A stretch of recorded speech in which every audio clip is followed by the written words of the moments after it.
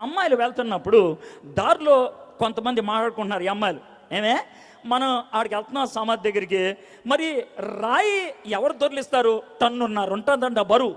6 నుంచి 8 మంది తోస్తే కానీ పని అవదంట.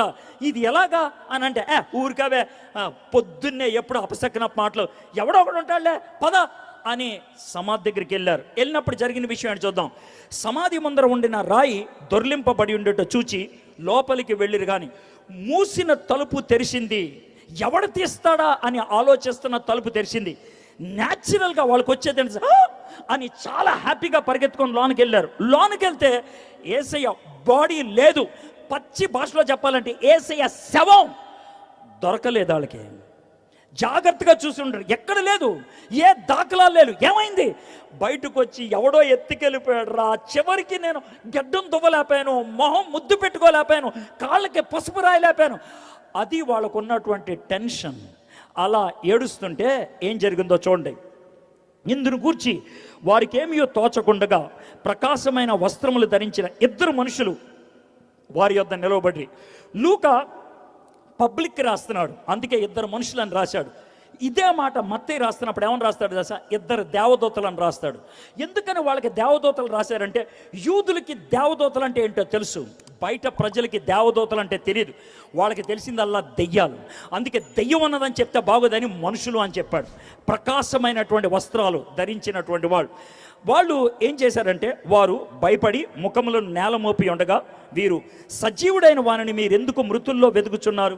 ఇదేం ఫిలసాఫికల్ మాటయా? సజీవుడైనటువంటి వాడిని మృతుల్లో ఎందుకు ఎత్తుతున్నారు? బతుకున్న వాడిని సమాధిలో ఎందుకు ఎత్తుతున్నారు? లేచున్న వాడిని సమాధిలో ఎందుకు ఎత్తుతున్నారు? వీళ్ళకి ఆ టెన్షన్లో, ఆ బాధలో అర్థం కాగా సొల్లు కొట్టకుండా చెప్పా ఏమైంది ఆయన బాడీ, ఏమైంది ఆయన బాడీ, ఇలాగా అరిచారేమో. అప్పుడు వాళ్ళు ఇచ్చినటువంటి జవాబు, ఆయన ఇక్కడ లేడు. ఇక్కడ లేడంటే అర్థం ఏంటి? ఎవరినైనా తీసుకెళ్ళాడా? ఆయన లేచున్నాడు అంటే ఆయన లేచాడు. ఇది ఎలా నమ్మాలయా? మీకు అర్థం కావట్లేదా? చూడండి, ఆయన ఇక్కడ లేడు, లేచున్నాడు. ఆయన ఇంకా గలిలీలో ఉండినప్పుడు మనుష్య కుమారుడు పాపిష్టులైన మనిషి చేతికి అప్పగింపబడి సిలువ వేయబడి 3వ దినమంది లేవలసినదని ఆయన మీతో చెప్పిన మాట జ్ఞాపకం చేసుకున్నాడని వారితో అనరే. మీకు మైండ్ దొబ్బిందా? ఏం చెప్పాలి మీకు? మీరు గలిలీలోంచి యెరూషలేంలోకి వస్తున్నప్పుడు ఆయన మొట్టమొదటిసారిగా ఏమన్నాడు? నేను యెరూషలేంకి వెళ్తున్నాను, అక్కడ నన్ను పట్టుకుంటారు, నన్ను ఎరగబాస్తారు, నన్ను చంపుతారు, నన్ను సమాధి చేస్తారు, 3వ దినాన్ని నేను తిరిగి లేస్తా. చెప్పలేదైనా? చెప్పినట్లే జరిగిందా? చెప్పినట్లే జరిగింది. ఇది కొత్త విషయం కాదు. ప్లాన్ ఆఫ్ యాక్షన్ అదే, ప్లాన్ అదే. చెప్పినట్లే జరిగింది. ఈ ఆడవాళ్ళకి ఓ పట్టాన్న అర్థం కాదు, ఏవరహ చెప్తున్నారు అని అనుకుంటూ ఉంటారు. అయితే మత్తయి రాస్తాడు, ఆ విధంగా ఏడుస్తుంటే యేసయ్య వాళ్ళ దగ్గరకు వచ్చి మగ్దలేని మరియతో మాట్లాడాడు. అది ఇక్కడ రాయలే, ఎందుకంటే ఇలా చెప్తే అర్థం కాదని. ఆ తర్వాత యేసయ్య అంటాడు, వెళ్ళి నువ్వు మనోళ్ళతో చెప్పు అని. అయితే ఒక ఆడదానికి చెప్పాడు యేసయ్య, నువ్వు వెళ్ళి మగోళ్ళకి చెప్పని. ఒక ఆడదానికి. ఇది చాలా ఇంట్రెస్టింగ్ థింగ్. ఎందుకో తెలుసా? ఆడది చెప్పే మాటలు యూదులు నమ్మరు, ఆడది చెప్పే మాటలు రోమీలు నమ్మరు. ఆడది చెప్పే మాటలు యూదులు ఎందుకు నమ్మరంటే ఆడదాన్ని తక్కువగా చూస్తారు. ఆడది చెప్పే మాటలు రోమీలు ఎందుకు నమ్మరంటే వాళ్ళు కుక్కతో సమానంగా ఆలోచిస్తారు. కాబట్టి ఇద్దరు నమ్మరు. కానీ ఏసేమన్నానంటే నువ్వు ఆడదానివైనా నువ్వు వెళ్ళి చెప్పు అన్నాడు. ఇది నెగటివ్. అయితే పాజిటివ్ ఏంటో మీకు చెప్తాను. ఒకవేళ ఇదే మాట ఒక మొగోడికి చెప్పంటే ఆడు చెప్పడు. ఎందుకంటే మన ఇళ్లలో జరిగేటువంటి విషయం మొగోళ్ళకి ఏమైనా తెలిస్తే వాళ్ళు లోనే ఉంచేసుకుంటారు, చాలా గంభీరంగా పెడతారు. ఒకవేళ గొడవ అయిపోయిన తర్వాత ఏమండి అంటే నాకు తెలిసే. మరి తెలిస్తే ఎందుకు చెప్పలేదంటే చెప్పలేదులే, నీకెందుకని చెప్పలా, నువ్వు టెన్షన్ పడతావని చెప్పలా. అక్కడ కూడా ఎదో ఫేస్ పెడతారు మగోళ్ళు, ఎదో ఫేస్ చెప్పకుండా. అంటే మాకు ఇన్ఫర్మేషన్ ఉంది కదా, మేము గ్రేట్. అది మగ బుద్ధి. అందుకే దేవుడు చాలా క్లాసిక్గా మగోళ్ళకి కాకుండా ఆడవాళ్ళకి చెప్పారు. ఎందుకంటే ఆడవాళ్ళకి చెప్పితే ఆగదది, చెప్పేదాకా వాళ్ళకి తృప్తి ఉండదు. చెప్పామా అమ్మాయా, అందుకనే ఆడవానికి చెప్పాడు, నువ్వు వెళ్ళి చెప్పమ్మా అని. ఆవిడ పరిగెత్తుకుంటే వెళ్ళిపోయింది. అవతలోడు ఏమనుకుంటాడు నాకు అనవసరం, అవతలోడు ఎలా తీసుకుంటాడు నాకు అనవసరం. అయ్యా యోహానయ్యా పరిగెత్తుకుంటే, ఏం పిన్ని ఏమైంది? అయ్యా యోహానయ్యా చెప్పాలయ్యా. పేతురులోకి వస్తాడు, ఆంటీ చెప్పండి అని అంటే, రాయ్యా మీ ఇద్దరు నుంచోండి, విషయం చెప్పాలయ్యా. రాత్రి మేము ఆడవాళ్ళంతా సమాధి దగ్గరికి వెళ్ళాము, ఆంటీ మేము వెళ్ళొద్దన్నాం కదా అంటే, ఏమైంది ఆంటీ చెప్పండి అంటే, అయ్యా మేము అన్ని సుగంధ ద్రవ్యాలు చేసుకొని వెళ్ళామయ్యా, వెళ్ళేటప్పుడు దారిలో మాకు చిన్న గొడవ కూడా అయిందయ్యా, రాయి ఆవిడ తీస్తాడని. అక్కడికి వెళ్ళేటప్పటికి రాయి తీసేసి ఉందయ్యా. ఆంటీ రాయి తీసారా అంటే, ఒక్క నిమిషం ఆగండి, మేము ఏసైని చూడొచ్చని లోనికి వెళ్ళామయ్యా, ఏసై కనబడలేదయ్యా. అయ్యో ఆంటీ ఏమైందంటే, మేము అలాగే బాధపడ్డామయ్యా, ఏసీ ఒత్తుకెళ్ళిపోయాడు అనుకున్నావయ్యా. అయితే ఇద్దరు దేవదూతలు వచ్చారయ్యా, వచ్చామన్నారంటే ఆయన ఇక్కడ లేడు, లేచి ఉన్నాడు అన్నాడు. గలిలీలో ఉన్నప్పుడు మనతో చెప్పిన మాట గుర్తు చేశారయ్యా. ఏమోనయ్యా అర్థం కావట్లేదయ్యా బాబు. మా తర్వాత ఏసీ వచ్చాడు. ఆంటీ మీరు పిచ్చి పిచ్చిగా మాట్లాడతాను. అవునయ్యా ఆంటీ మీ మైండ్ ఏమైనా దొబ్బిందేమో. లేదయ్యా ఏసీ మాకు వచ్చి మాట్లాడాడు. మీలో కొంతమందికి ఏంటి సార్ మైండ్ దొబ్బింది, ఇలాంటి మాటలు ఉపయోగించేస్తున్నారు, తప్పు కదండి అంటే, కరెక్ట్గా అదే మాట ఉంటుంది. చూడండి 11వ వచనం. అయితే వారి మాటలు వీరి దృష్టికి వెర్రి మాటలుగా కనబడిన కనుక వీరు వారి మాటలు నమ్మలేదు. వెర్రి మాటలు అంటే మీకు అర్థం కాదేమో, ప్రస్తుత కాలానికి ఉపయోగించే డైలాగ్ అంటే తెలుసా? ఎరా నీకేమన్నా మెంటలా, నీకేమన్నా మైండ్ దొబ్బిందా, అరే నువ్వు మనిషివేనా, ఏం ఆలోచన రాదే, చచ్చినోడు ఎలా తిరిగి వస్తాడు రా, ఛీ. అది వాళ్ళు ఉపయోగించిన డైలాగ్, అది ఉపయోగించింది. ఎవరు ఉపయోగించారు ఈ మాట? పేతురు యోహాను ఉపయోగించారు. అన్నా మీరు వెళ్ళి చూడండి అన్న అంటే పరిగెత్తుకుంటా సమాధి దగ్గరికి వెళ్ళారు. యోహాను సమాధి మీద ఉన్న రాయి పక్కకు డొర్లిని చూసి ఆంటీ చెప్పింది నిజమే అని ఆగిపోయాడు. కానీ పేతురు మాత్రం లోనికి వెళ్ళాడు. లోనికి వెళ్తే ఆయనకు విచిత్రమైన సన్నివేశం కనబడింది. ఏంటి ఆ సన్నివేశం అంటే, షర్టుకి గుండీలు అలాగే ఉన్నాయి, ప్యాంటుకి చిప్ అలాగే ఉంది, కాళ్ళకి సాక్స్ అలాగే ఉన్నాయి, కాళ్ళకి చెప్పులు అలాగే ఉన్నాయి, బాడీ ర్యాప్ చేసింది అలాగే ఉంది, కానీ లోన బాడీ లేదు. దొంగతనం ఎవడు ఇలా చేయడురా, ఇదేదో విచిత్రం, ఎవడు చేయలేడు, ఇదేదో విచిత్రం. కానీ వాళ్ళు నమ్మలేరు. కానీ ఇది స్టోరీ నెంబర్ 1. ఈ అంటే మీలో కొంతమంది ఈ స్టోరీ అని చెప్తున్నాడంటే సన్నివేశం నెంబర్ 1.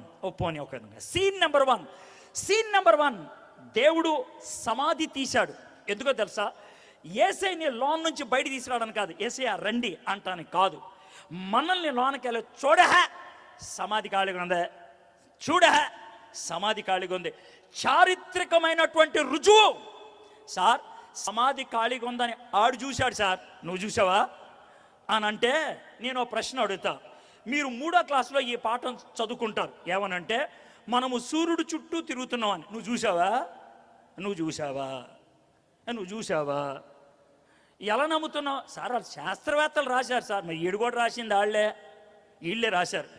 మొన్నే 132వ గొప్ప జన్మదినం చేసుకున్నారు. ఎవరిది? బాబాసాహెబ్ అంబేద్కర్ది. ఎక్కడ పడితే అక్కడ రాసిన మాట్లాడి తెలుసా?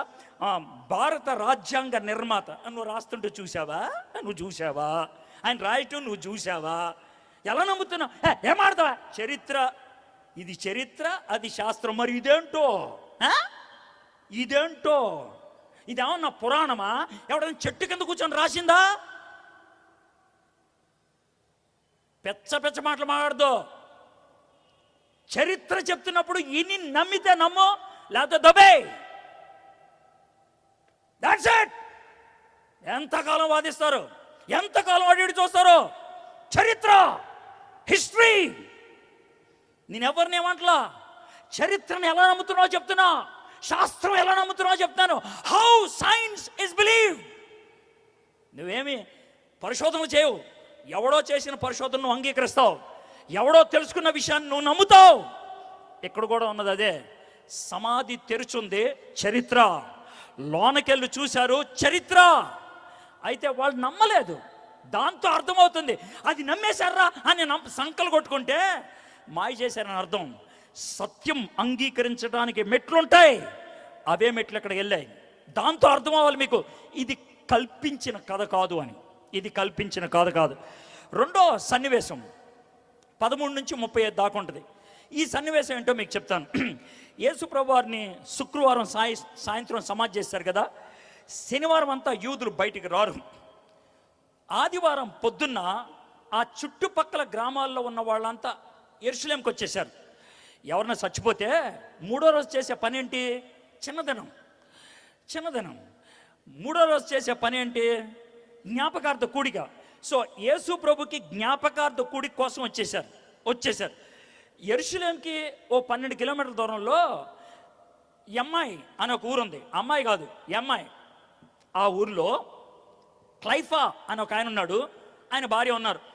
వాళ్ళిద్దరు కూడా వస్తే యెరూషలేంకి వచ్చారు. వాళ్ళకి ఈ జ్ఞాపకార్థ కూడిక ఉంటుంది అనుకున్నారు, మెమోరియల్ సర్వీస్ ఉంటుంది అనుకున్నారు. అయితే వచ్చేప్పటికి అంత గందరగోళంగా ఉంది. అన్నా ఏంటన్నా పరిస్థితి అనంటే, పరిస్థితి ఏం లేదన్నా, విషయం ఏంటనంటే మన ఆడవాళ్ళు రాత్రి వెళ్ళారు కదా సమాధి దగ్గరికి రాత్రి ఆడవాళ్ళు వెళ్తే సమాధి మీద రాయి తీస్తుంది. చుట్టూ ఉన్న సెక్యూరిటీ గార్డులు లేరు.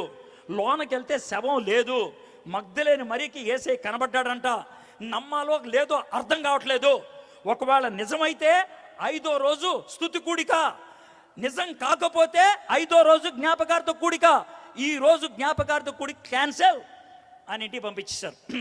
సో వాళ్ళు ఇంటికి వెళ్ళిపోతూ ఉన్నప్పుడు దారిలో సర్వసాధారణంగా ఇలాంటి పొజిషన్లో అబ్బాయిలు చాలా సైలెంట్గా గంభీరంగా నడుచుకుంటూ వెళ్తారు. ఆడవాళ్ళకి సైలెంట్గా ఉండటానికి టెన్షను, ఏదో ఒకటి వాగాలి. ఆవిడ పక్కన ఆయన చూసి, ఏవండి యేసు ప్రభు లేచాడంట. అదే వాళ్ళు చెప్పారు కదే, ఏవండి అలా లేచి ఉంటాడంటే, ఏమోనే వాళ్ళు చెప్పారు కదా బట్టలంతా అలాగే ఉన్నాయంట, ఈయన బయటకు వచ్చేసాడు, ఇదేదో దివ్యమైనది ఏదో అయిన ఉంటుంది. అవునండి, ఏవండి రాయి ఎవరు తీసుకుని ఉంటారు, వాళ్ళు చెప్పారు కదా ఇద్దరు దేవదూతలు ఉన్నారని. అంటే యేసే బయట రావడానిక లేదా మనం లోనకి వెళ్ళటానిక, ఏమోనే నాకు తెలియదు. ఏవండి యేసు ప్రభు ఎలా ఉండుంటాడంటే, ఏమాడమనవా ఇన్ని ప్రశ్నలు వేస్తున్నా, నాకు ఏమన్నా తెలుసా? ఇది మగోళ్ళు సర్వసాధారణంగా చేసే పని. ఆడోళ్ళ ప్రశ్నలకి జవాబు తెలియపోతే, ఫ్రస్ట్రేషన్ ఎక్కువైతే, బీపీ పెరిగిపోతే అరిచే అరుపు. పాపం ఆయన అలాగే అరిచి ఉంటాడు వాళ్ళ భార్య మీద. అల్లంత దూరంలో ఒక ఆయన నుంచున్నాడు. ఆయన దగ్గరికి వచ్చి, ఏంటి సార్ గొడవ అవుతుందని అంటే, ఏదో మా ఫ్యామిలీ గొడవ, నీకెందుకు? అలా కాదు సార్, విషయం ఏంటో చెప్పండి, నేను ఏమైనా హెల్ప్ చేయగలితే చేద్దాం. ఈ విషయం ఉంది, ఈ యేసయ్యతో వచ్చిందా తలనొప్పి. సార్ ఈ యేసయ్య ఎవరు సార్? ఏం ప్రశ్న, యేసయ్య ఎవరంట? నువ్వు ఈ ఊరు కొత్త ఏంటి? ఎక్కడ ఏ టీవీ ఛానల్లో చూసినా బ్రేకింగ్ న్యూస్ అదే, నీకేం తెలియదంటే. సార్ ఏమైంది సార్ యేసయ్యకి ఏమైనటువంటి ఆ బాబు? ఆయన 3.5 సంవత్సరాలు అయింది సీన్లోకి వచ్చి. మావాడే వడ్రంగోడు, తలుపులు గిలుపులన్నీ కూడా చేస్తాడు ఆయన. మావాడే. అయితే సడన్గా పాపులర్ అయిపోయాడు. పాపులర్ అవటం అంటే ఏంటండి? ఏమంటావు? దెయ్యాలు నలగొట్టేశాడు, కళ్ళు ఇచ్చాడు, 5 రొట్లు 2 చేపలకి ఇస్తే 15,000 మందికి పంచిపెట్టేశాడు. అంతకెందుకంటే మొన్న 10 రోజుల క్రితం మావాడే లాజరు చచ్చిపోతే పాతెట్టేశాడు. 4 రోజులు అయింది. వచ్చాడు 4వ రోజున. వచ్చి ఆయన ఏమైనా సమాధి మీద దండేసి పోతాడు అనుకోండి, రాయి తీయమంటాడు. సార్ కంపు కొట్టు సార్ అని తీ అని అరిచాడు. ఆయన మాట కాదనకూడదని తీస్తే గొప్పమని కంపు వచ్చింది ఆ లోన్ నుంచి. మనోడు అరిచాడు, లాజరు బయట అని. చచ్చిపోయి కంపు కొట్టే లాజరు బయటకు వచ్చాడు తెలుసా? మేము తట్టుకోలేక చెట్లు కొట్టేసేసి హోసాను అరిచి, ఈయన మా దేవుడు అనుకున్నాం. ఎఫ్ఐఆర్ బుక్ చేశారు, లోన్ వేసేశారు, శిలువ మీద ఎక్కించి చంపించేశారు. మేము చాలా బాధపడ్డాం. అయితే అసలు విషయం చెప్తాం ఏంటండి, శిలువ ఎక్కి చచ్చిపోయాడా, సమాధి చేసామా, అయిపోతే బాగుండేదా? లేచాడంటయ్యా బాబు. ఆయన లేచాడా కాదో అర్థం కావట్లేదయ్యా. ఇప్పుడు మేము జ్ఞాపకార్థ కూడికి పెట్టుకోవాలా, స్తుతి కూడికి పెట్టుకోవాలా, అర్థం కావట్లా. అది పరిస్థితి. ఇలాంటి సిచ్యుయేషన్లో ఆ పక్కన వచ్చినటువంటి వ్యక్తి మాట్లాడేటువంటి మాటలు చూద్దాం. 25వ వచనం. అందుకు ఆయన ఎవరు కాదు, యేసయ్య. వీళ్ళు గుర్తుపట్ల. అందుకు ఆయన, అవివేకులారా, ప్రవక్తలు చెప్పిన మాటలన్నిటినీ నమ్మని మందమతులారా. అవివేకులు అంటే సంకలో గొడుగు పెట్టుకొని తడుచుకుంటూ వెళ్ళిపోయే బ్యాచ్. అది అవివేకులు అంటే. వర్షంలో మామూలుగా తడుచుకుంటూ వెళ్తే ఎవరికైనా జాలి, వర్షంలో ఎవడైనా గొడుగు పెట్టుకొని వెళ్తే కనుక సూపరు. వర్షంలో సంకలో గొడుగు పెట్టుకొని వెళ్ళిపోతే ఆడిని పెచ్చారనిక, బుద్ధి లేదనిక అని అంటారు. మా తాతయ్య అక్కడ ఉండేవాడు. మా తాతయ్య అంటే మా అమ్మగారి తరపున తాతయ్య. ఆయన పేరు వర్ధానం గారు కెమిస్ట్రీలో గొప్ప దిట్ట. 1990 వరకు కూడా ఇంటర్మీడియట్ కెమిస్ట్రీ టెక్స్ట్కి ఆయనే ఆథరు. అంత గొప్ప తెలియగలవాడు. అయితే ఆయనకి మతిమరుపు ఎక్కువ. ఒకసారి అంట స్పీడ్గా సైకిల్తో పరిగెడుతున్నాడంట. సార్ స్పీడ్గా సైకిల్తో పరిగెడుతున్నాడు, ఏమైంది సార్, పంచర్ ఏమన్నా అయిందా, లేకపోతే బ్రేక్ ఏమన్నా అయిందా అని అంటే, ఓహో సైకిల్ ఎక్కాలి కదా అని ఎప్పుడు ఎక్కాడంట. మతిమరుపు లెవెల్ అది, మతిమరుపు లెవెల్ అది. అవివేకులారా, చెప్పారు కదా ప్రవక్తలు ఏం చెప్పారు? క్రీస్తు ఈలాగు శ్రమపడి తన మహిమలో ప్రవేశించడం అగత్యం కదా అని వారితో చెప్పాను. మోషేయు సమస్త ప్రవక్తలను మొదలుకొని లేఖములన్నిటినీ తన్ను గూర్చిన వచనముల భావమును వారికి తెలిపాను. ఇలాగ చెప్పుకుంటాడట. బాగా చెప్తున్నావయ్యా, చాలా బాగా చెప్తున్నావు, నువ్వు చెప్తుంటే ఇంకా బాగా వినాలని ఉంది, కానీ మా ఇల్లు వచ్చేసిందయ్యా, మా ఇంటికి వెళ్తాం. అవును, ఈ ఊర్లో ఎక్కడుంటా? నాకెవరు లేరండి ఈ ఊర్లో. అవునా, మీ పిన్ని లేదా? లేదయ్యా. మీ పెద్దనాన్న ఉన్నాడా? లేదు. మరి ఎక్కడుంటావు? ఎక్కడో చోట ఉంటానులే. భలేవాడివయ్యా, భలేవాడు, ఎంతసేపు మాట్లాడొద్దా, మా ఇంట్లోకి రా, మా ఇంట్రా అని గబగబా ఇంట్లో తీసుకెళ్లారు. ఏం జరుగుతుంటుంది? ఈ ఆడవాడు గబగబా కిచెన్లోకి వెళ్ళి చపాతీలు చేసి ఉంటుంది. ఈ మగాయన అయ్యా కొంచెం బాత్రూంలోకి వెళ్తాం, మొహం కడుక్కుంటావా, కాళ్ళు చేతులు కడుక్కుందా అని కింద చాపేస్తారు. చాప మీద కూర్చుంటారు. వెనకాల గుండ్రంగా ఉండే దిండు ఉంటుంది, దాని మీద చేతులు పెట్టుకొని కూర్చుంటారు. వీళ్ళిద్దరూ మగవాళ్ళు పెచ్చాపాడి మాట్లాడుకుంటూ ఉంటుంటారు. ఈలోగా ఆడదల్లి 3 రొట్టెలు చేసుకొని వచ్చి ఉంటుంది. వాళ్ళు సర్వసాధారణంగా చేసే పని ఏంటంటే 3 రొట్టెలు పెడతారు అక్కడ. ఒక కప్పులో పెసల పప్పు, పెసల్ని బాగా నూరి దాంట్లో ఎల్లుల్లిపాయ, అల్లం, కొంచెం పచ్చిమిరపకాయలు, కొంచెం ఉప్పు వేసి బాగా రుబ్బి దాంట్లో వేడిగా ఉన్నటువంటి ఆలివ్ నూనె పోస్తారు. దాన్నే హమ్మూస్ అంటారు. అది సర్వసాధారణంగా ప్రతి వాళ్ళు వాడేది అదే. కొంచెం గప్పోళ్ళు ఎవరు ఉంటే కనుక చేపల ఫ్రై పెడతారు పక్కన. అది మరి చేపల ఫ్రై పెట్టారు లేదు, కానీ ఆ 3 రొట్లు, ఆ హమ్మూసు అక్కడ పెట్టుండి ఉంటారు. ఈ వెనక్కి ఆనుకున్నటువంటి యేసయ్య, ఆ క్లైఫా ముందుకు వచ్చి ఉంటారు. ఆ ఆడదు కూడా కూర్చొని ఉంటుంది. వాళ్ళకి ఎవరన్నా పిల్లలు ఉంటే ఆ పిల్లలు కూడా వచ్చి కూర్చొని ఉంటారు. ఆ తర్వాత జరగాల్సిన విషయం ఏంటంటే, యూదులు చేసే పని, ఇంటి పెద్ద ఎవరైతే ఉంటారో ఆయన ఆ రొట్టెని తీసుకొని ఇలా పైకెత్తి, దేవా ఈ రొట్టె మాకు ఇచ్చినందుకు వందనాలు అని ఇరిచి కుటుంబానికి ఇవ్వాలి. అది ఆయన చేయాల్సిన పని. అది ఎలా ఉంటుందంటే, నేను మీ ఇంటికి వచ్చాననుకోండి భోజనానికి, మీరు అన్నీ సర్ది పెట్టి అక్కడ ప్లేట్ పెట్టి కూర్చోండి సార్ మీకు వడ్డిస్తానంటే, కాదులేండి మీరు కూర్చోండి నేను వడ్డిస్తానంటే ఎలా ఉంటుంది? ఈ పెచ్చాయిడే ఇవన్నీ వండి పెట్టింది నీకోసం, నువ్వు మాకు పెడతానంటే వెంట అన్నట్లు జరిగింది. ఇక్కడ ఏం జరిగింది తెలుసా? చటుక్కున ఏసే లేచిపోయాడు. క్లైఫా కంటే ముందు లేచిపోయి అక్కడ రొట్టె తీసి ఇలా పైకెత్తి, దేవా నీకు వందనాలు అని ఇరిస్తే వీళ్ళకి ఫ్యూజులు ఎగిరిపోయినాయి. చూద్దాం ఆ సన్నివేశం ఎలా ఉంటుందో 28వ వచనం నుంచి. ఇంతలో తాము వెళ్ళుచున్న గ్రామం దగ్గరికి వచ్చినప్పుడు ఆయన ఇంకా కొంత దూరం వెళ్ళినట్లు అగుపడగా, వారు సాయంకాలం కావచ్చింది, ప్రొద్దుగ్రుంకినది, మాతో కూడా ఉండమని చెప్పి ఆయనను బలవంతం చేసిరు గనక ఆయన వారితో కూడా ఉండుటకు లోపలికి వెళ్ళాను.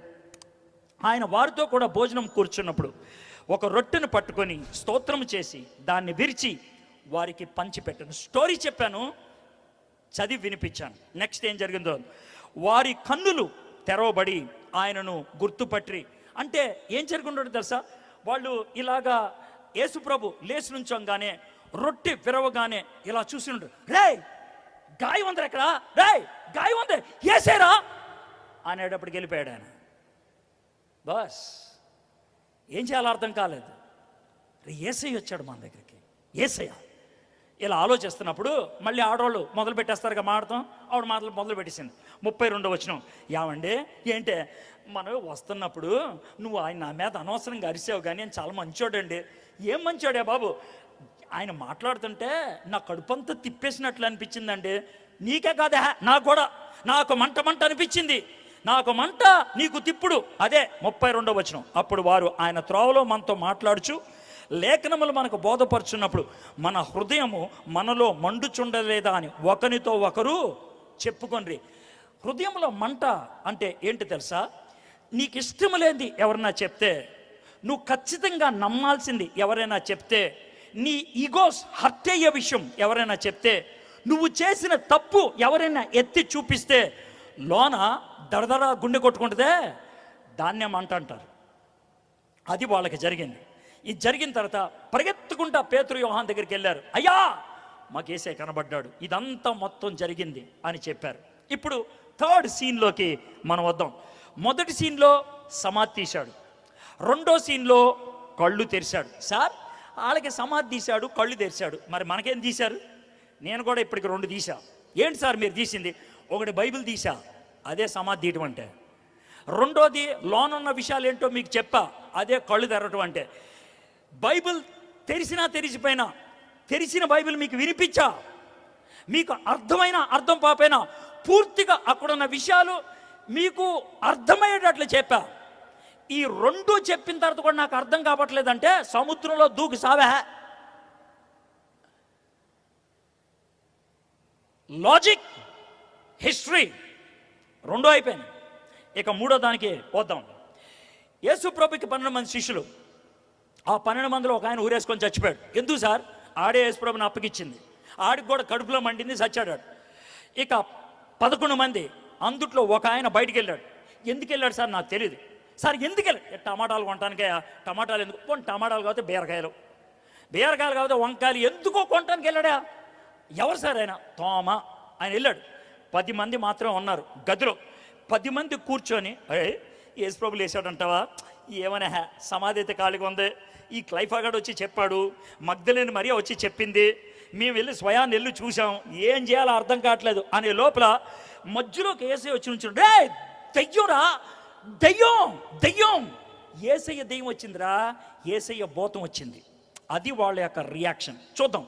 ఓకే, వారు ఈలాగూ మాట్లాడుచుండగా 36వ వచనం, ఆయన వారి మధ్య నిలిచి, మీకు సమాధానమవు గాక అని వారితో అనెను. అయితే వారు దిగులు పడి భయాక్రాంతులై భూతము తమ కనబడినని తలంచిరి. యేసయ్య దెయ్యం వచ్చిందని ఎందుకు అనుకున్నారు? నెంబర్ 1, ఆ దెయ్యం యేసయ్యలాగానే ఉంది, అందుకే యేసయ్య దెయ్యం అన్నారు. నెంబర్ 2, యేసయ్య చచ్చిపోయాడు, అందుకని దెయ్యం అయ్యాడు అనుకున్నారు. నెంబర్ 3, యేసయ్య తిరిగి లేచాడని నమ్మలేదు, అందుకే దెయ్యం వచ్చింది అన్నారు. నెంబర్ 4, గదికి తలుపులేసున్నాయి, అయినా లోనికి వచ్చాడు. దెయ్యం ఒక్కటే ఆలయంలో వస్తుంది. ఈ 4 కారణాలతో వాళ్ళు దెయ్యం, యేసయ్య దెయ్యం వచ్చింది, అది వాళ్ళు అన్నటువంటి మాట. మై ఫ్రెండ్స్, బైబిల్ రాసినప్పుడు ఎగ్జాక్ట్ రియాక్షన్ రాస్తుంది. మాయ చేయదు బైబిల్, మాయ ఉండదు. ఎవడైనా అనుమానం వ్యక్తం చేస్తే ఆ అనుమానంగానే రాశారు. యేసయ్య ఎట్లా క్లారిఫై చేశాడో మనం చూద్దాం. అప్పుడు ఆయన, మీరెందుకు కలవరపడుచున్నారు? మీ హృదయంలో సందేహములు పుట్టనేలా? నేనే ఆయనను అనుటకు నా చేతులను నా పాదములను చూడుడి, నన్ను పెట్టి చూడుడి, నాకున్నట్లుగా మీరు చూచున్న ఎముకలను మాంసమును భూతమును కొండవని చెప్పి తన చేతులు పాదములను వారికి చూపాను. ఇది జరిగింది కదా. జరిగిన తర్వాత వెళ్ళిపోయారా? వెళ్ళిపోయిన తర్వాత వీళ్ళేమో ఓదో మాడుకుంటున్నారు 10 మంది. ఈలోగా తోమ చాలా దిగులుగా వచ్చి నెమ్మదిగా తలుపు తీసి సైలెంట్గా వచ్చి తలుపు వేసేస్తారు. వీళ్ళు గురుగురు మాడుతూ ఉంటారు. అన్న ఏమైందన్నా? ఏమైందామా, నువ్వు మిస్ అయిపోయావు. ఏం మిస్ అయ్యా? యేసయ్య వచ్చాడు. ఎవరిగా పెచ్చ కాకపోతే అంటే యేసయ్య రావడం అంటే భూతం చూసి ఉంటారు. లేదయ్యా, మేము యేసయ్యని చూసాం. యేసయ్యని చూసామంటాను గ్యారంటీ ఏంటి? ఆయన షర్ట్ ఎత్తి చూపించాడు, గాయాలు చూపించాడు చేతికి. మాతో చేపల ఫ్రై తిన్నాడు, మేము వండింది, మాతో ఇవన్నీ చేశాడు, అందుకు నమ్ముతున్నాం. అలా అయితే నాకు కూడా అవి జరగాలి. తప్ప మనం దానికి ఒక డైలాగ్ పెట్టేశాం, అనుమానించే తోమ అని. ఎందుకు అనుమానం? ఆడికేం జరిగిందో నాకు కూడా అదే జరగాలనుకున్నా. తప్ప ఈ రాత్రి మీలో చాలా మంది అదే మాట అంటారా, నాకు కావాలా అనుభవం, నీకే కాదు. అప్పుడు నేను నమ్ముతా. భారతదేశం కోరేది అనుభవం, ప్రశ్నలకు జవాబు. అనుభవం, ప్రశ్నలకు జవాబు. ఈ 2 ఇవ్వగలిగేది 12 మంది శిష్యుల్లో ఒకడే, తోమా. ఎందుకో తెలుసా? తోమా అన్నాడు, నీ గాయములో ఏలు పెట్టేదాకా నేను నమ్మనని. అనుభవం కోరాడు. తోమా అడిగాడు, ఎక్కడికి వెళ్తావు యేసయ్యా అని. నేనే మార్గం, సత్యం, జీవం. ఆ ప్రశ్నకు జవాబిచ్చాడు. భారతదేశానికి వచ్చి ఆ ప్రశ్న అడుగుతున్న భారతీయులకి జవాబిచ్చాడు. అశ్వతోమా సద్గమయ, అయోమయంలో ఉన్నాను, సత్యం ఎక్కడ? యేసయ్య నేనే సత్యం అన్నాడు. తమసోమా జ్యోతిర్గమయ, అంధకారంలో ఉన్నాను, వెలుగెక్కడ? యేసయ్య నేనే వెలుగు అన్నాడు. మృత్యోర్మ అమృతాంగమయ, చావు భయములో ఉన్నాను, అమృతం ఎవరిస్తారు? యేసయ్య అన్నాడు, నేనే పునరుద్ధానాన్ని, నిత్య జీవాన్ని. యేసయ్య ఇచ్చిన సమాధానాన్ని పట్టుకొని భారతదేశానికి వచ్చాడు. యేసయ్య ఇచ్చిన అనుభవాన్ని పట్టుకొని భారతదేశానికి వచ్చాడు. భారతదేశానికి సువార్త బ్రిటిష్ వాళ్ళు తీసుకురాలా, భారతదేశానికి సువార్త అమెరికా వాళ్ళు తీసుకురాలా, భారతదేశానికి సువార్త ఐరోపా ఖండం నుంచి రాలా, భారతదేశానికి సువార్త ఆసియా ఖండం నుంచి తోమా తీసుకొచ్చితే వచ్చింది. భారతదేశానికి సువార్త వచ్చింది క్రీస్తు శకం 53 అక్టోబర్ నెలలో. ఇది పాశ్చాత్య మతం అని ఎవడన్నాడు? దిస్ ఇస్ ప్యూర్లీ ఈస్టర్న్, ఈశాన్యంలో పుట్టింది. ఇది పాశ్చాత్యంలో పుట్టింది కాదు. అమెరికా అప్పుడు లేదా? అమెరికా లేదు. అమెరికాని కనుక్కుంది 14వ 15వ శతాబ్దంలో. భారతదేశానికి సువార్త వచ్చింది 1వ శతాబ్దంలో.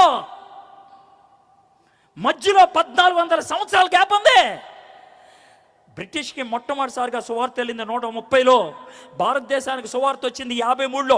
భారతదేశానికి సువార్త వచ్చిన 80 ఏళ్ళకి బ్రిటన్కి సువార్త వెళ్ళింది. దేవుడు భారతదేశాన్ని ప్రేమిస్తున్నాడయ్యా, నిన్ను ప్రేమిస్తున్నాడు, నన్ను ప్రేమిస్తున్నాడు. అందుకే తన శిష్యుని పంపించాడు భారతదేశానికి. మై ఫ్రెండ్స్, ఖచ్చితంగా చెప్తాను, దేవుడికి తెలుసు భారతదేశం ఒక రోజుకి ప్రపంచంలో నెంబర్ 1 దేశం అవుతుందని జనాభాకి. అందుకే సువార్త ఇక్కడ బోధిస్తే ప్రపంచంలో ప్రతి 7వ వ్యక్తికి సువార్త అందుకుంటుంది. నేను సువార్త అందించేది డబ్బుల కోసం కాదు, సువార్త అందించేది పేరు కోసం కాదు, సువార్త అందించేది నీ మతం మార్చడానికి కాదు, సువార్త అందించేది నీ బతుకు మారటానికి. That's all. నీకున్న భయం పోగొట్టడానికి. That's all. అంతకుమించి ఇంకేం లేదు. సరే, ఏం జరిగిందో చూద్దాం. 44వ వచనం.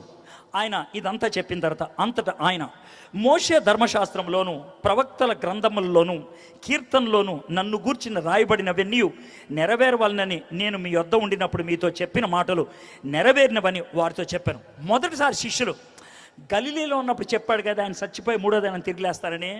ఎమ్మాయి మార్గంలో ఉన్న వాళ్ళకి మోషే రాశాడు కదా ఇది జరగాలని. శిష్యులకి యేసయ్య ఇది జరగాలని నేను చెప్పాను కదా. ముగ్గురికి ఒకే ఒక రుజువు ఇచ్చాడు. ఏంటా రుజువు తెలుసా? The Bible. The Bible. అది నీ చేతిలో ఉందా? ఉంది. వాక్యం అనే రుజువు ఉందా? ఉంది. వాక్యం అనే రుజువు ఉంది.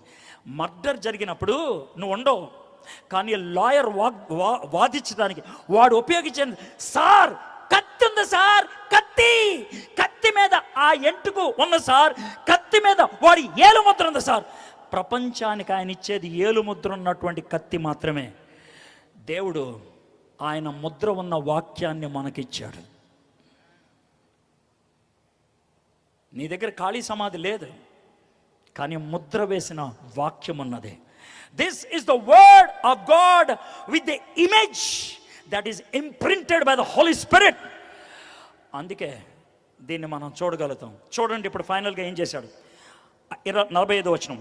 అప్పుడు వారు లేఖనములు గ్రహించినట్లుగా ఆయన వారి మనస్సును తెరచి, అప్పుడు వారు లేఖనములు గ్రహించినట్లుగా ఆయన వారి మనస్సును తెరిచి, సమాధి తెరిచాడు, లోనకెళ్ళి ఆయన లేచాడని చూడటానికి.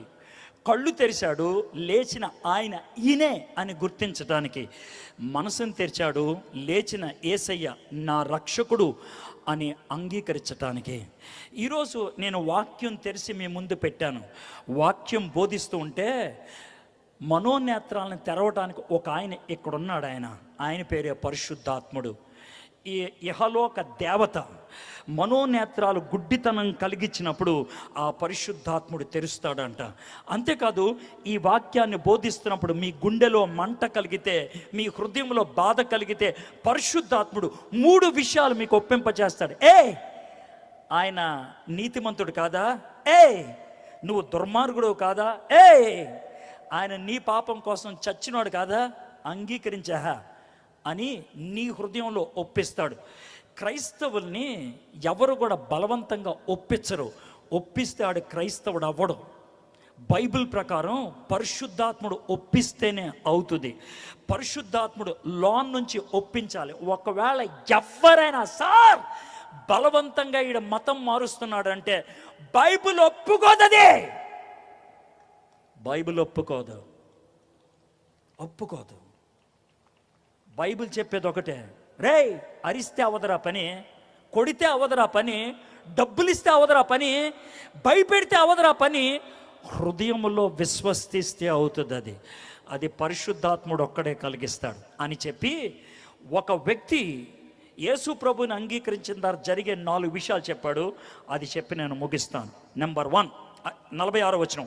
క్రీస్తు శ్రమపడి 3వ దినమున మృతులలో నుండి లేచిననియు. మొట్టమొదటిదే నువ్వు నమ్మాల్సిందేం తెలుసా? యేసయ్య నీ పాపాల కోసం సిలువ మీద చచ్చిపోయాడు, 3వ దినాన్ని తిరిగి లేచాడు. మీకు వచ్చే ఒక చిన్న క్వశ్చన్ ఏంటంటే, సార్ ఆయన ఎందుకు చచ్చిపోవాలి, ఎందుకు తిరిగి లేవాలి? ఇది మాకు వచ్చేటువంటి ప్రశ్న. సింపుల్గా చెప్పాలంటే ఆయన ఎందుకు చచ్చిపోయాడనంటే దీన్ని ఎగ్జాంపుల్గా చెప్తాను. మీరు మాల్కి వెళ్ళారు, ఒక మాల్ పెద్దది, చాలా వస్తువులు కొనుక్కున్నారు. వస్తువులు కొనుక్కుంటే మీకు రిసీట్ ఇస్తారు. ఏమంటే డబ్బులు కట్టారు కదా, ఇంత పొడుగు రిసీట్ పడేయకూడదు, జాగ్రత్తగా ఉంచుకోవాలి. ఎందుకంటే మాల్లోంచి బయటికి వెళ్ళేప్పుడు గేట్ దగ్గర సెక్యూరిటీ వాడు ఉంటాడు. వాడు మీ దగ్గర సంచులు ఉన్నాయనుకో, వాడు అడిగేది ఏంటి తెలుసా, రిసీట్ ఏదైనా అడుగుతాడు. ఒకవేళ రిసీట్ మధ్యలో పోతే మిమ్మల్ని బయటికి వెళ్ళినవాడో, ఒకవేళ బయటికి వెళ్ళాలంటే ఆ సంచులన్నీ అక్కడ పడేసి వెళ్ళిపోవాలి. సార్ నేను కొన్నానంటే కుదరదు, రిసీట్ చూపించాలి.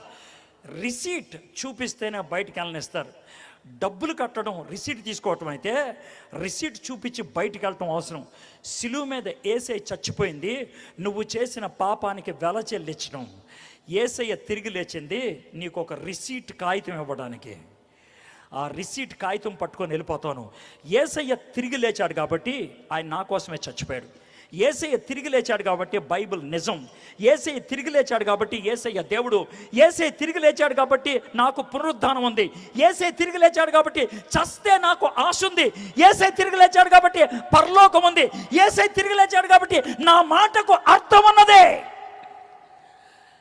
One thing that proves all, the resurrection of Jesus Christ. యేసుక్రీస్తు యొక్క పునరుద్ధానం మొదటిది. రెండోది, యెరూషలేము మొదలుకొని సమస్త జనులలో ఆయన పేరట మారు మనసును పాప క్షమాపణ ప్రకటింపబడినని వ్రాయబడి ఉంది. ప్రకటించాలి. ఈరోజు నేను అదే చేస్తున్నా, ప్రకటిస్తున్నా. ఏం ప్రకటిస్తున్నా? తమ్ముళ్ళు, చెల్లాయిలు, అన్నలో, అక్కలో, మీరు ఏ మతానికి చెందిన, ఏ కులానికి చెందిన, ఏ జాతికి చెందిన, మీ కులం మారొద్దు, మీ మతం మారొద్దు, మీ జాతి మారొద్దు, మీ మనసు మారాలి. మారు మనసు. బైబిల్లో ఎక్కడ జాతి మారు, కులం మారు, మతం మారు అని చెప్పలా. అది తర్వాత నీ ఇష్టం. చెప్పింది మనసు మార్చుకోమని. It's your mind, it's your heart. ఆ మనసు మారితే యేసయ్య దగ్గరకు వచ్చి పాప క్షమాపణ పొందుతావు. నా పాపానికి ఆయన వెల చెల్లించాడు, నా పాపానికి ఆయన వెల చెల్లించాడు. అది నీ జీవితంలో మార్పు తీసుకొస్తుంది. నా పాపానికి ఆయన వెల చెల్లించాడు.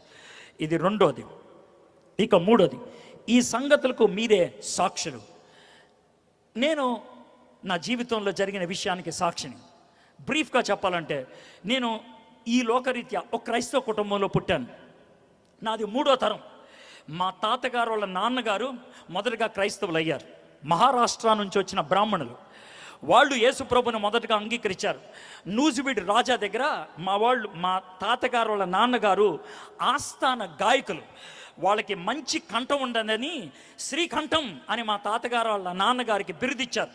దాని నుంచి మా ఇంటి పేరు కుంఠం అయ్యింది. ఎందుకనంటే కంఠాన్ని బట్టి. నా గొంతు కూడా చాలా గట్టిగా ఉంటుంది, దాంట్లో ఎటువంటి అనుమానం లేదు.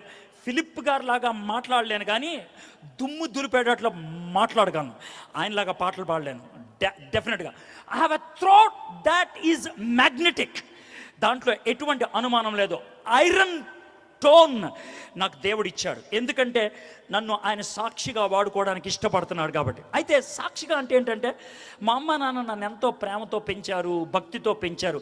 కానీ నేను గలీజ్గాడిని. ఎంత గలీజ్గాడిని అంటే, ఇంటర్మీడియట్కి వచ్చేప్పటికి నా జీవితాన్ని పాడు చేసుకోవటం మొదలుపెట్టాను. నేను గంజాయికి బానిసని, నేను డ్రగ్స్కి బానిసని. 3 సార్లు వారానికి డ్రగ్ ఎక్కకపోతే నా కడుపు తిప్పేది, నాకు తల తిప్పేది, నా మైండ్ నాలో ఉండేది కాదు. కాబట్టి నేను ఏ పని చేయడానికైనా ఇష్టపడేవాడిని. మా అమ్మగారి పెళ్లి చీర దొంగతనంగా తీసుకెళ్ళి 20 రూపాయలకి తాకట్టు పెట్టాను ఒకరోజు గంజాయి కోసం. That's my life. అలాంటి పరిస్థితుల్లో గుంటూరులో కెసినో బార్ అండ్ రెస్టారెంట్ ఉండేది. 3 చోట్ల గుంటూరులో కెసినో బార్ అండ్ రెస్టారెంట్. హైదరాబాద్లో శ్రీదేవి, హైదరాబాద్లో దివాంచి, సికింద్రాబాద్లో శ్రీదేవి. 3 చోట్లే బార్ అండ్ రెస్టారెంట్ ఉండేది అప్పట్లో, విత్ క్యాబరే. క్యాబరే అంటే ఏంటి తెలుసా? రాత్రి 9 నుంచి 11 గంటల దాకా, వారానికి 2 రోజులు, శని ఆదివారం, అమ్మాయిలు అబ్బాయిలు వచ్చి బట్టలిప్పి కొంతమంది డ్యాన్స్ చేస్తారు. ఆ మైకంలో మందు కొడతారనమాట. ఆ విధంగా మేల్ డాన్సర్గా బట్టలిప్పి డ్యాన్స్ చేసేవాడిని. అది నా లైఫ్. అక్కడి నుంచి వచ్చాను నేను ఇక్కడికి. అలాంటి పరిస్థితిలో నిరుత్సాహంతో ఆత్మహత్య చేసుకుందాం అనుకున్నప్పుడు నా మిత్రుడు నన్ను ఆపి నాకు యేసయ్య గురించి చెప్పాడు. ఆ రోజు నేను మారు మనసు పొందాను. ఆ రోజు నేను యేసయ్యని నా సొంత రక్షకుడిగా అంగీకరించాను. ఆ రోజు నా జీవితం మారింది. అందుకే ఈరోజు మైక్ పట్టుకొని నేను మాట్లాడుతున్నాను. నాకు డబ్బులు ఇవ్వలా, నేను పేరు కోసం తాపత్రయపడే సెలబ్రిటీని కాదు. మీ మధ్యన కూర్చున్నాను ఇప్పుడు దాకా. నేను మీ మధ్యన కూర్చున్నా. హోటల్ నుంచి నేను నడుచుకుంటూ వచ్చా, టెక్కలంతా తిరిగి. నా కోసం పెద్ద ఫిట్టింగ్ ఏం పెట్టలా, అవసరం లేదు నాకు అవి. నా బ్రతుక్కు వాల్యూ ఇచ్చేది నా మారిన జీవితం. దానికి నేను సాక్షిని. That's my witness. అది మీరు నాకు సాక్షులు. యేసయ్య అడుగుతున్నటువంటి మాట ఏంటి తెలుసా? నాయనా, నన్ను ఈ లోకం దేవుడో కాదో అని ప్రశ్నిస్తుందయ్యా. నాయనా, ఈ లోకం నన్ను దొంగోడు అంటుందయ్యా. ఈ లోకం నన్ను చేతగానోడు అంటుందయ్యా. ఈ లోకం నన్ను మోసగాడు అంటుందయ్యా. నువ్వు నాకు సహాయం చేసి పెట్టవు. యేసయ్య నాతో అనే మాట. నాకు సాక్షిగా ఉంటావు నువ్వు, నాకు సాక్షిగా ఉంటావు. నీ జీవితంలో జరిగింది నోరు తెరిచి చెప్తావా? ఒకసారి నోరు తెరిచి చెప్తావా? చెప్తాను యేసయ్య, కానీ నా మాటలు నమ్ముతారు లేదు నాకు తెలుసయ్యా. నీ మాటలు నమ్మరని. నువ్వు చెప్పు. నువ్వు చెప్తే మరి నేను చెప్తే ఏమవుద్దయ్యా? చూడు 49వ వచనం. 40, ఇదిగో నా తండ్రి వాగ్దానం చేసినది మీ మీదకు పంపుచున్నాను. మీరు పైనుండి శక్తి పొందు వరకు పట్టణంలో నిలిచి ఉండడని వారితో చెప్పాను. దేవుడు ఏమన్నాడు తెలుసా? నువ్వు నాకు సాక్షిగా మాట్లాడు. నువ్వు మాట్లాడిన మాటలు తీసుకొని పరిశుద్ధాత్ముడు వారి హృదయాల్లో ఒప్పింపచేస్తాడు. ఈ రాత్రి ఎవరి హృదయాన్నైతే పరిశుద్ధాత్ముడు సిద్ధపరిచాడో, ఎవరైతే ఈ మాటలకు హృదయంలో నొచ్చుకున్నారో, ఎవరైతే ఈ రాత్రి నాకు యేసయ్య కావాలి అని కోరుకుంటున్నారో, దానికి కారణం నేను కాదు, పరిశుద్ధాత్ముడు. నేను ఒక సాక్షిని మాత్రమే. నేను ఒక సాక్షిని మాత్రమే. ఫ్రెండ్స్, స్ట్రైట్ అవే అడుగుతున్నాను, ఈ రాత్రి నువ్వు యేసుప్రభుని సొంత రక్షకుడిగా అంగీకరిస్తావా? సార్, యేసుప్రభుని అంగీకరిస్తే చావు రాదా? వస్తుంది. కానీ చావంటే ధైర్యం ఉంటుంది. ఎలా సార్? మా ఇంట్లో జరిగిన చిన్న సన్నివేశం చెప్పి నేను ముగిస్తాను. మా పెద్ద పాప పేరు షారన్. అది 5 ఏళ్ళప్పుడు జరిగిన విషయం ఇది. మా ఇంటికి 2 ఇళ్ళు అవతల ఇంకో ఇల్లు ఉండేది. ఆ ఇంట్లో షారన్ వయసులో ఒక పాప ఉండేది. ఆ పాప మా షారన్ ఆడుకుంటూ ఉండేవాళ్ళు. అయితే ఒకసారి వాళ్ళ అమ్మగారు గర్భవతి అయ్యారు. ఆ పాపకి తమ్ముడో చెల్లో పుడతాడు. వాళ్ళ మమ్మీ హాస్పిటల్కి వెళ్ళింది. ఈలోగా ఫోన్ వచ్చింది, ఆ అమ్మాయికి చెల్లి పుట్టిందని. మేమంతా నవ్వుకున్నాం. షారన్, నీకు ఇంకో ఫ్రెండ్ చెల్లి పుట్టింది అని మేము సరదాగా మాట్లాడుకుంటున్నాం. పావుగంటలో మళ్ళీ ఫోన్ వచ్చింది. ఏమనంటే ఆ అమ్మ చచ్చిపోయిందని. చాలా బాధతో మేము గబగబా ఆటోలో వెళ్ళాం. వెళ్ళి చిన్న పాప అది ఏడుస్తుంది. అమ్మను పడుకోబెట్టారు. అందరూ అరుస్తున్నారు, ఏడుస్తున్నారు, రకరకాల మాటలు అంటున్నారు. 1 గంట సేపు గడిపిన తర్వాత వెనక్కి వచ్చేస్తున్నాం. ఆటోలో వస్తున్నాం. నా వైఫ్ ఇక్కడ కూర్చుంది ఆటోలో, నేను ఇక్కడ కూర్చున్నా. మా ఇద్దరి మధ్యన షారన్ ఉంచింది. షారన్ నేను తను పడిపోతానేమో అన్నట్లు ఈ కాల్ని పట్టుకుంది. తొడ మీద చెయ్యి పెట్టింది. దానికి చిన్న చెయ్యి పెట్టి 2-3 సార్లు ఇలా కొట్టింది. నాకు తెలుసు అది ఆటో కుదుపుని బట్టి కాదు. ఇలా కొడితే ఇలా చూశాను. షారన్ నన్ను చూడనట్లు మళ్ళీ తలక వంచుకుంది. 2 సార్లు తర్వాత, మమ్మ షారన్ ఏంటమ్మా అన్న. పప్ప అని కింద కొంగమంది. వంగితే చెవులో, పప్ప చచ్చిపోవటం అంటే ఏంటి? 5 ఏళ్ళ అమ్మాయి చచ్చిపోవటం అంటే ఏంటి అని అడిగింది. నాకు ఒక్కసారిగా షాక్ అనిపించింది. దీనికి నేను ఇప్పుడు జవాబు చెప్పకపోతే ఏమవుతుంది? ఎలాంటి జవాబు చెప్తే దీనికి అర్థమవుతుంది? ప్రభా, యేసయ్య, నా బిడ్డ అడిగింది, నాకు కొంచెం తెలియదట్లేవా దీని జవాబు చెప్పడానికి? సడన్గా ఒక థాట్ వచ్చింది. మమ్మ, నిన్న ఎక్కడికి వెళ్ళాం? నిన్న మీటింగ్కి వెళ్ళాం. ఏమైంది మీటింగ్కి వెళ్తే? మీరంతా బైబిల్ స్టడీకి వెళ్ళారు, మేము గదిలో కూర్చొని అందరం ఆడుకున్నాం. తర్వాత ఏమైంది? ఆంటీ నూడిల్స్ తెచ్చింది. మా అందరికి నూడిల్స్ అంటే ఇష్టం కదా, బాగా తినేసాం. ఆ తర్వాత ఏమైంది? ఒకే మంచం మీద మేము అందరం స్లీప్ ఓవర్ పడుకుండిపోయాం. ఆ తర్వాత ఏమైందేంటి? పొద్దున్న లేచేప్పుడు నా బెడ్రూమ్లో ఉన్నాను. నేను లేచి ఎవరు తెచ్చారు ఇక్కడికి అని అరిశాను. అప్పుడు నేను తెచ్చానమ్మా అన్నావు. తర్వాత నేను సైలెంట్ అయిపోయాను. మమ్మ, నువ్వు ఆంటీ వాళ్ళ ఇంట్లో పడుకున్నావు కదా, నువ్వు లేచేటప్పటికి నీ బెడ్రూమ్లోకి వచ్చావు కదా, నీకు భయం వేసిందా? లేదు. కానీ ఆశ్చర్యం అనిపించింది, సర్ప్రైజ్ అనిపించింది, ఫన్నీగా అనిపించింది. అది నాకు జరిగింది. మమ్మ చావంటే అంతే. అంటే ఏంటి పాప అంటే, ఇప్పుడు నువ్వు ఆంటీ వాళ్ళ ఇంట్లో పడుకుంటే నేను ఆటో మీద ఎలా ఇంటికి తీసుకొస్తే పొద్దున్న లేసేపటికి నీ బెడ్రూమ్లో నీ బెడ్ మీద కళ్ళు తెరిచావో, చచ్చిపోయినప్పుడు ఇక్కడ కళ్ళు మూసుకుంటే జీసస్ క్రైస్ట్ వచ్చి నిన్ను పరలోకంలో తీసుకెళ్ళి అక్కడ షారన్ లే అంటే బంగారు వీధుల్లో కళ్ళు తెరుచుకుంటావు. అది మన పర్మనెంట్ హౌస్.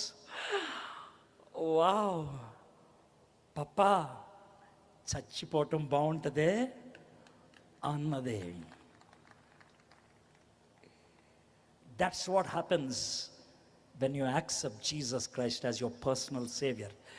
యేసు ప్రభుని నీ సొంత రక్షకుడిగా అంగీకరిస్తే గుండెల్లో వచ్చే ధైర్యం, విశ్వాసం ప్రపంచం అంతా కలిసిన తీయలేదు నిన్న. That is faith. Do you want that Jesus? ఆ యేసయ్య నీకు కావాలా? యేసయ్య నా కళ్ళు తెరువు, నా మనసు తెరువు అని అడగటానికి మీరు సంసిద్ధమా?